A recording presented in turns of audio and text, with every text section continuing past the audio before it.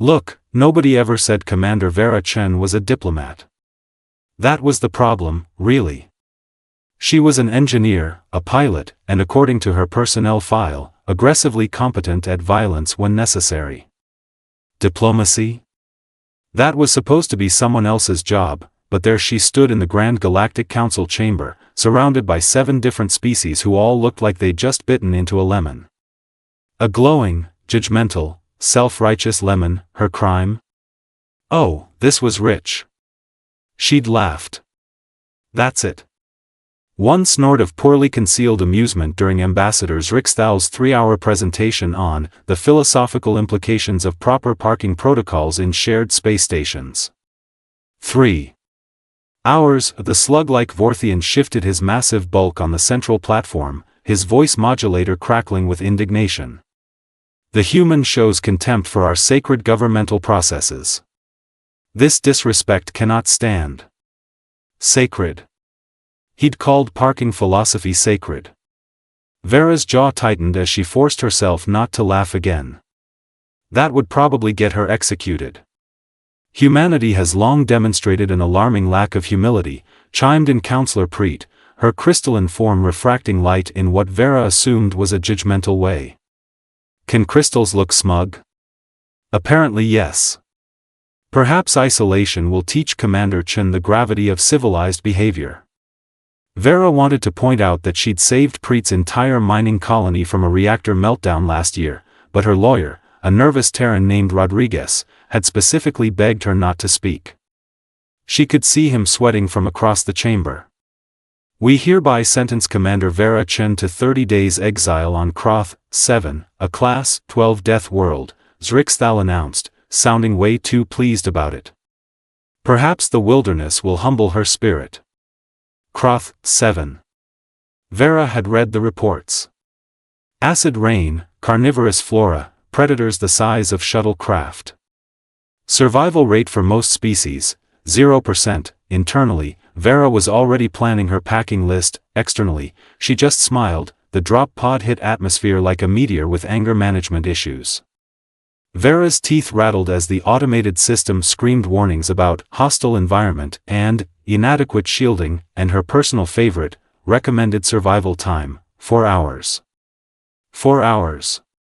How optimistic. The pod slammed into something that might have been ground, might have been a particularly solid layer of moss, hard to tell through the cracked viewport. The door hissed open and immediately, Vera understood why most species had a 0% survival rate here. The air itself seemed angry. Humid, thick enough to chew, and tinged with a greenish fog that probably wasn't supposed to go in lungs. The trees, if you could call them that, twisted upward like arthritic fingers, their bark weeping some kind of luminescent sap. Overhead, clouds the color of bruises promised rain that would definitely not be water-based. Charming, Vera muttered, grabbing her emergency pack. The jungle screamed. Not metaphorically. Actual screaming. From multiple directions. Something in the canopy howled, something in the undergrowth chittered, and something that sounded way too close made a noise like a chainsaw gargling rocks. Her wrist communicator chirped. Of course they'd want to gloat. Counselor Zrixthal's smug face appeared on the tiny screen. Commander Chen, you will remain on Kroth 7 for 30 standard days. Should you survive, we will retrieve you. This is an opportunity for reflection on your disrespectful behavior. May you find enlightenment in solitude. Vera stared at the screen. Then at the jungle, where something with approximately 47 too many teeth was emerging from the ferns, its 6 eyes all focused on her with culinary interest. Yeah, received and understood, she said flatly. Quick question though, does your insurance cover therapy? Because you're gonna need it. She cut the transmission and turned to face the creature. It was the size of a small car, covered in scales that reflected like oil slicks, and drooling something that hissed when it hit the ground. Vera pulled out her combat knife. The creature lunged. Vera sidestepped, hamstrung it with one slash, and finished it with a strike to what she hoped was its brain. The whole fight took maybe 8 seconds. She wiped her blade on some moss that immediately tried to digest the cloth. Well, Vera assessed, looking at the dead creature, the hostile jungle, and the pod that was already being consumed by vines. This is inconvenient. By day 5, Vera had a shelter. Not a sad little lean-to made of sticks and hope, but an actual structure.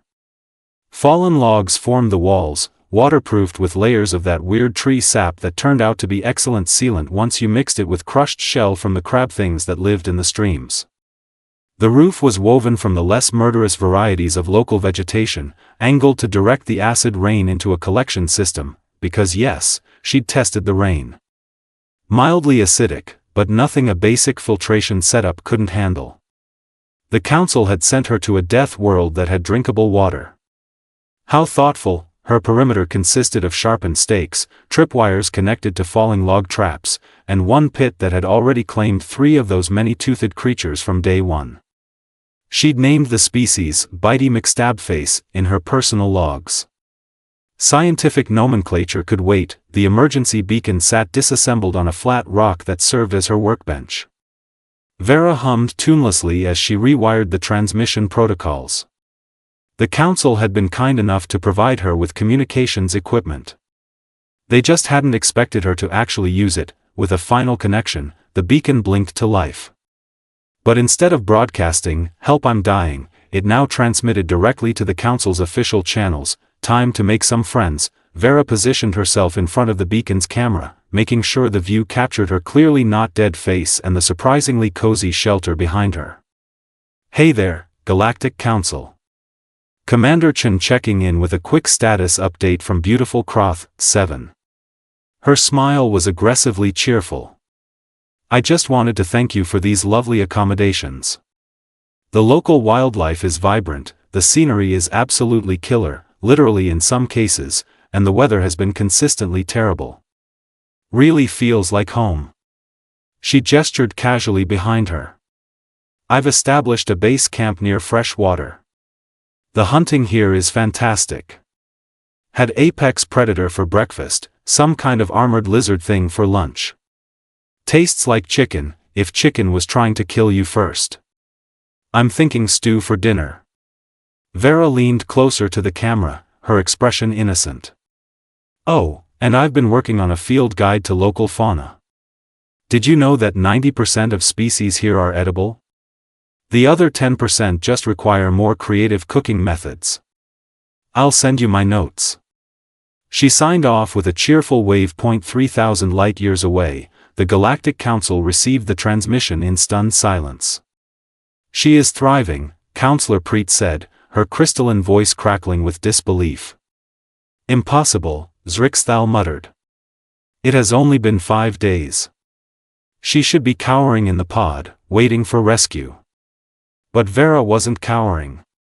She was, in fact, seasoning a spit-roasted predator with herbs she'd identified as non-toxic through careful experimentation, enjoying the sunset, and wondering if she could rig up a coffee-making system with the materials at hand. The jungle was growing on her. Literally. Some kind of bioluminescent moss had started colonizing her boots. But also figuratively. It was kind of peaceful, if you ignored all the things trying to eat you. The pack showed up on day 7. 3 of the Bitey McStabface species, drawn by the smell of cooking meat. Vera had expected a fight.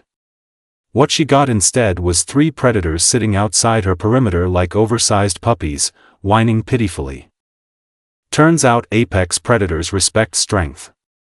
Also, they really liked the scraps from her cooking. By day 12, she had names for them. Chunks, Stabatha, and Sir Bites-a-Lot. They patrolled her camp perimeter, scared off the smaller predators, and in Stabatha's case, had learned to retrieve thrown sticks. Vera wasn't sure if she'd domesticated them or if they just unionized under her leadership. Her camp had evolved significantly. A bamboo-equivalent aqueduct brought running water from the stream. Her fire pit was lined with heat-resistant stones, complete with a smoking rack for preserving meat. She'd even built a primitive shower system using collected rainwater, filtered through charcoal and sand. The defensive perimeter now included multiple fallback positions and what she generously called discouragement zones, full of unpleasant surprises for anything hungry and stupid. Time for another message. Vera positioned the camera to show her improved setup, making sure Chunks was visible in the background, gnawing on a bone the size of a human femur. Galactic Council, Commander Chen again. I hope you're all doing well. I'm doing fantastic, thanks for asking. She held up a slab of meat on a wooden plate. Today I'm sharing some recipes from Croth 7. This right here is Ripper Lizard, best prepared over open flame with a dry rub of local herbs. Pairs beautifully with the root vegetables I found near the eastern ridge. She pulled out a data pad, now covered in handwritten notes. Now, the screaming tree squid, that's a delicacy. You've got to remove the venom sacs first, obviously, but the meat is incredibly tender. I've included preparation instructions in the attached file. Vera's smile widened. Oh, and pro tip, the six-legged tiger things? The ones in your database listed as universally lethal? They're actually pretty friendly once you establish dominance. Also, they hate the sound of high-frequency whistles. Useful to know. She gestured to her garden plot, where neat rows of local plants were sprouting. I've also started cultivating native vegetables. The purple tubers are starchy, the spiral ferns are surprisingly nutritious, and those bulbous pod things make an excellent tea. Well, I say tea. It's more like caffeinated survival fuel, but it works. Sir Bitesalot wandered into frame, dropped a dead creature at Vera's feet like a cat bringing a gift, then flopped down beside her. Anyway, just wanted to share the local culinary scene. Living my best life out here. Chen out. The transmission ended. In the council chamber, the silence was deafening. She has domesticated the Croth renders, Counselor Preet whispered, her crystalline form flickering with what might have been fear. The species that killed an entire Vorthian expedition team. This adaptability is deeply concerning, Ambassador Zrixthal said, his slug-like body contracting nervously. She is not surviving. She is thriving. She sent us recipes, another counselor added, sounding horrified. With plating suggestions. Back on Croth 7, Vera was teaching Chunks to play fetch with a predator skull. Her garden was sprouting nicely, and she'd just figured out how to waterproof her boots using rendered fat and tree resin. Honestly, this Exile thing wasn't so bad. She'd experienced worse Tuesdays. By day 20, Vera had conquered approximately 3 square kilometers of hostile jungle. Her pack had grown to include 7 Croth renders, 2 of the armored lizard things she'd named Tank and Sherman, and 1 absolutely massive flying creature that she'd dubbed Princess because it had a crest of colorful feathers and a terrible attitude. Princess perched on her shelter's roof like a scaly gargoyle, screeching at anything that came too close. Excellent security system. Vera had also built furniture. Actual chairs, a table, a raised sleeping platform with a surprisingly comfortable mattress stuffed with dried moss and feathers. She'd even carved decorative elements into the support beams because what else was she going to do with her evenings? Time for her masterpiece. The transmission that hit the Galactic Council servers was formatted as a professional tourism advertisement, complete with graphics, music, and Vera's deadpan narration. Welcome to Croth 7, the galaxy's premier adventure destination, Vera announced, standing in front of her compound wearing clothes she'd fashioned from tanned hides. Behind her, the camp looked almost civilized. Where every day is a new opportunity for personal growth and light mortal peril. The video cut to sweeping shots of the jungle, carefully edited to look almost inviting. Our weather is consistently exciting, with acid rain forecasts running from mildly spicy to bring appropriate outerwear. Today's forecast calls for scattered showers with a chance of dissolved clothing. Plan accordingly. Graphics appeared on screen showing various creatures with star ratings. Local wildlife offers sporting challenges for every skill level. The Croth render, 4 out of 5 stars for hunting difficulty, excellent for beginners looking to test their reflexes.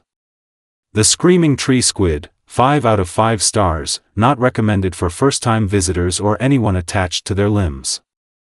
The Armored Thunder Lizard, 3 out of 5 stars, mostly peaceful and less provoked, makes excellent guard animals. The video showed before and after images of her camp. The before was the crash site, smoking and pathetic. The after looked like a wilderness resort, complete with running water, organized storage, and what appeared to be a primitive hot tub. Accommodations can be customized to your preferences. I started with basic shelter and have upgraded to semi-permanent housing with modern amenities including filtered water, climate-appropriate ventilation, and comfortable seating. Building materials are locally sourced and abundant. Vera's smile was absolutely innocent as she continued. Suggested activities include survival skills training, predator tracking, botanical identification, primitive construction, leather crafting, and establishing dominance over your local ecosystem.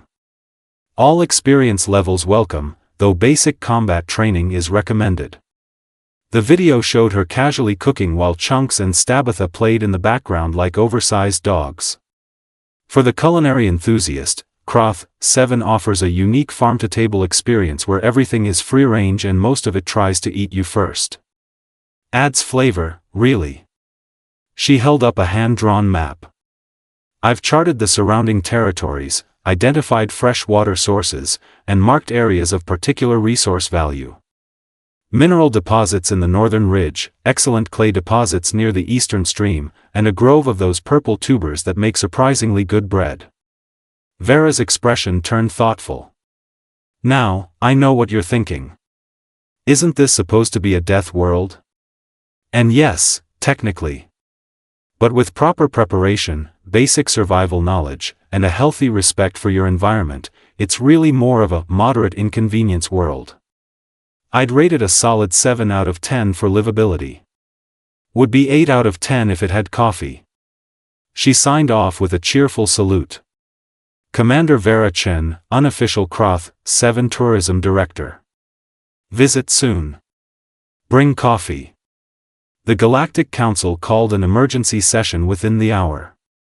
She has turned a Class 12 death world into a vacation destination, Counselor Preet said, her voice hollow with disbelief. She gave the Apex Predator star ratings, Ambassador Rixthal added, staring at the paused video where Sir Bitesalot was clearly visible wearing what appeared to be a collar made of woven vines. A Draxian representative raised a tentacle nervously. I feel compelled to mention that my government is now concerned about what humans actually consider punishment. If this is their response to exile on a death world, what would they do if we actually tried to harm them? She made furniture, someone else whispered. And a hot tub. The Vorthian ambassador deflated slightly, his massive body sagging. We have made a terrible mistake. We have not humbled humanity. We have given them a new colony world. Back on Croth 7, Vera was teaching Princess to accept head scratches and wondering if she could rig up a distillation system. The jungle had fermentable fruits. Where there was fermentation, there could be alcohol. This exile was turning out to be the best vacation she'd ever had. The transmission came on day 28, 2 days early. Commander Chen, Counselor Rixthal's voice carried the forced cheerfulness of someone trying very hard not to panic. We have decided that our experiment in rehabilitative exile has concluded successfully. A retrieval ship will arrive within 6 hours to return you to civilized space. Please prepare for immediate extraction. Experiment concluded successfully. Right. Vera had intercepted enough of their encrypted communications to know the truth. They were terrified. Specifically, terrified that she'd claim the planet under Earth's colonial expansion treaties, which technically allowed humans to stake claims on uninhabited death world successfully settled. She'd successfully settled, all right. She had infrastructure, sustainable food sources, and a pack of apex predators who brought her gifts. By legal definition, this was a colony. Time for her final transmission. Vera positioned herself in front of the camera, her camp displayed in full glory behind her. She'd even put up decorative banners made from colorful plant fibers. The aesthetic was survivalist chic meets jungle paradise. Galactic Council, I received your generous offer of early retrieval. Her smile was warm, genuine, and absolutely terrifying in its politeness. And I'm afraid I'll have to decline. She let that sink in for a moment. You see, I've grown quite attached to Kroth 7 during my stay. In the past 28 days, I've established a sustainable settlement complete with fresh water systems, food cultivation, secure housing, and a comprehensive defensive perimeter. I've catalogued 147 species, 73 of which are edible, and mapped approximately 15 square kilometers of terrain. Vera pulled out a data slate covered in notes and diagrams. I've also identified significant mineral deposits in the northern ridge, including what appears to be concentrated rare earth elements. The eastern valley has clay suitable for ceramics and construction. The southern swamps contain a bioluminescent algae that could have pharmaceutical applications. I've documented everything in the attached files. Her expression remained perfectly pleasant. Now, I understand that Kroth 7 is technically Galactic Council territory, designated as uninhabitable and used for punitive purposes. However, I'd like to propose a lease arrangement. Earth government would be happy to compensate the Council for long-term usage rights. I'm thinking a modest annual fee, payable in coffee beans, since apparently that's the one thing you can't get out here. She gestured to her compound. I should mention that humans generally prefer company. Solo living is fine for short periods, but we're social creatures. If the Council decides to continue using Kroth 7 for exile purposes, I'd be happy to welcome future exiles. We could build a nice little community here.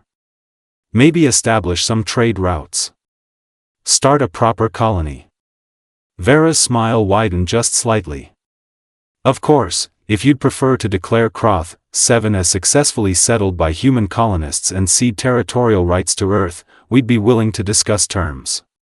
I'm flexible either way. She stood, allowing the camera to capture the full scope of her settlement. Chunks wandered into frame, followed by Stabitha and Sir Bites-A-Lot. Princess screeched from the roof. Tank and Sherman were visible near the garden, basking in a rare patch of non-acidic sunshine. I've also taken the liberty of naming my settlement. Welcome to New Defiance, population, 1 human, 7 Kroth renders, 2 thunder lizards, and 1 extremely judgmental flying dinosaur. We're accepting applications for citizenship. Vera picked up a wooden cup filled with her homemade tea coffee substitute. Oh, and Counselors Rixthal? Thank you for the opportunity for reflection and personal growth. This exile has been incredibly enlightening. I've learned that I'm excellent at survival, that death worlds are highly subjective classifications, and that your understanding of punishment needs serious recalibration. She raised her cup in a mock toast. So here's my final report. Kroth 7 is beautiful, resource-rich, and entirely livable with proper preparation. I rate this exile experience 10 out of 10, would recommend to friends. In fact, I already have 3 colleagues from Earth who've expressed interest in visiting. Her sign-off was devastatingly cheerful. Commander Vera Chen, founder and administrator of New Defiance, signing off. Feel free to visit anytime. Bring coffee. Chen out. The transmission ended. In the Galactic Council chamber, the silence stretched for a full 30 seconds. She is claiming the planet, Counselor Preet said finally, her crystalline form dimming with resignation. She named it, Ambassadors Rixthal added weakly. She named the settlement. She wants us to pay her in coffee, someone else noted, hysteria creeping into their voice. The Draxian representative consulted a data pad. According to Section 47 of the Colonial Establishment Treaties, any species that successfully settles and improves a Class 12 death world for more than 28 days can file for territorial claims. She has met all requirements. We exiled a human to a death world and she colonized it, Zrixthal said, staring at nothing. In less than a month. What do we do? Preet asked. The Vorthian ambassador, who had been silent throughout, finally spoke. We approve her lease arrangement. We give her the coffee. And we never, ever exile another human to a death world again. Agreed, came the chorus of responses. Back on Kroth 7, Vera was already sketching plans for expanded housing. New Defiance was going to need a proper guest quarters. After all, she had a feeling she'd be getting visitors soon. 6 months after Commander Vera Chen's exile, Croth 7 looked nothing like a death world and everything like a thriving frontier settlement. New Defiance now boasted a population of 47 humans, ranging from xenobiologists to engineers to one very enthusiastic chef who declared the local cuisine a culinary goldmine. The settlement had expanded to include proper buildings, a landing pad, greenhouses, and what the residents affectionately called downtown, which consisted of a communal dining hall, a research laboratory, and a bar that served drinks with names like Acid Rain Surprise and Croth Renders Revenge. Vera, now officially Administrator Chen, stood on the porch of her original shelter, which had been preserved as a historical landmark. Before her, the settlement buzzed with activity. Scientists catalogued specimens, construction crews expanded the perimeter, and the security personnel, formerly known as apex predators, lounged around the compound like very large, very toothy guard dogs. Chunks had become something of a mascot. He wore a vest that read "Security" in 3 languages and had learned to fetch tools for the construction teams. The Galactic Council had filed an official complaint about the inappropriate militarization of indigenous fauna. Vera had filed it under hilarious nonsense. The Council, for their part, had passed extensive new regulations titled Revised Protocols for Human Exile and Punitive Measures. The document was 300 pages long and boiled down to, "Do not exile humans to death worlds. They will colonize them. This is not a theoretical concern. This happened. We have documentation." Vera's lease agreement had been approved with remarkable speed. Earth now paid the Galactic Council an annual fee of 50 tons of premium coffee beans for rights to Croth 7. The Council had tried to negotiate for more. Vera had pointed out that they could either accept the coffee or watch humans claim the planet outright under colonial law. They took the coffee. Vera opened her personal log, the same one she'd been keeping since day one, and began her final entry for the official record. Administrator's log, 6 months post-settlement. New Defiance continues to exceed all expectations. Our population has grown, infrastructure is solid, and we've established trade agreements with 3 neighboring systems for our unique resources. The Croth Renders have integrated into our community as working animals and, let's be honest, beloved pets. Stabatha just had pups. We're calling them the second-generation security force. She paused, considering her words carefully. I've been asked repeatedly what humanity's secret is. How did we turn a Class 12 death world into a thriving colony in under a month? The answer is simple: humans are adaptable, stubborn, and fundamentally opposed to being told what we can't do. You want to humble us? Give us a challenge. You want to punish us? Send us somewhere uninhabitable.